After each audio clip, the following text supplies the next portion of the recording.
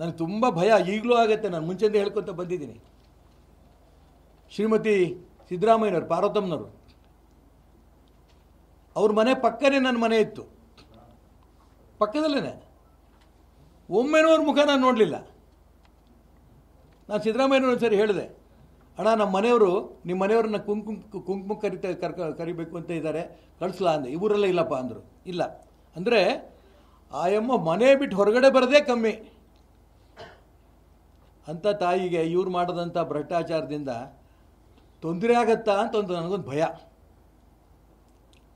ನಾವೆಲ್ಲರೂ ವ್ಯವಹಾರಗಳು ಮಾಡ್ತೀವಿ, ಪಾರ್ಟ್ನರ್ಶಿಪ್ಪಲ್ಲಿ ಇನ್ಕಮ್ ಟ್ಯಾಕ್ಸ್ಗೆ ಬೇರೆ ಬೇರೆದಕ್ಕೆ ಹೆಣ್ಮಕ್ಳು ಸೇರಿಸ್ಕೋತೀವಿ, ಇಲ್ಲಿ ಸೈನ್ ಮಾಡೋದು ಮಾಡೋಗ್ತಾರೆ ಅಷ್ಟೇ. ಅವರು ಯಾವುದಕ್ಕೆ ಅಂತಲೂ ಕೇಳಲ್ಲ. ಹಾಗೆ ಆ ಮೂಢ ವಿಚಾರದಲ್ಲಿ ಇಲ್ಲಿ ಸಿಗ್ನೇಚರ್ ಮಾಡಿಕೊಡು, ಇಲ್ಲಿ ಲೆಟ್ರ್ ಕೊಡು ಅನ್ನೋದನ್ನು ಆ ಪಾರ್ವತಮ್ಮನವ್ರ ಸಹಿ ತೊಗೊಂಡಿರ್ಬೋದು. ಯಾಕೆ ಅನ್ನೋದು ಆ ಎಮ್ಮನಿಗೆ ಗೊತ್ತಿರಲಿಕ್ಕಿಲ್ಲ.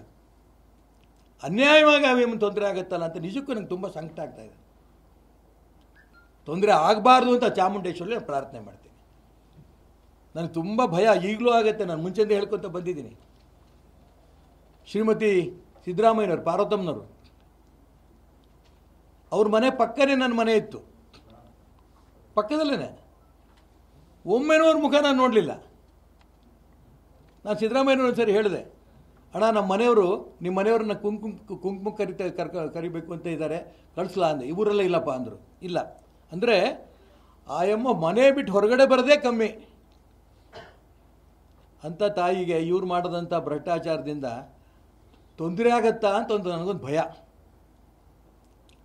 ನಾವೆಲ್ಲರೂ ವ್ಯವಹಾರಗಳು ಮಾಡ್ತೀವಿ, ಪಾರ್ಟ್ನರ್ಶಿಪ್ಪಲ್ಲಿ ಇನ್ಕಮ್ ಟ್ಯಾಕ್ಸ್ಗೆ ಬೇರೆ ಬೇರೆದಕ್ಕೆ ಹೆಣ್ಮಕ್ಳು ಸೇರಿಸ್ಕೋತೀವಿ, ಇಲ್ಲಿ ಸೈನ್ ಮಾಡೋದು ಮಾಡೋಗ್ತಾರೆ ಅಷ್ಟೇ. ಅವರು ಯಾವುದಕ್ಕೆ ಅಂತಲೂ ಕೇಳಲ್ಲ.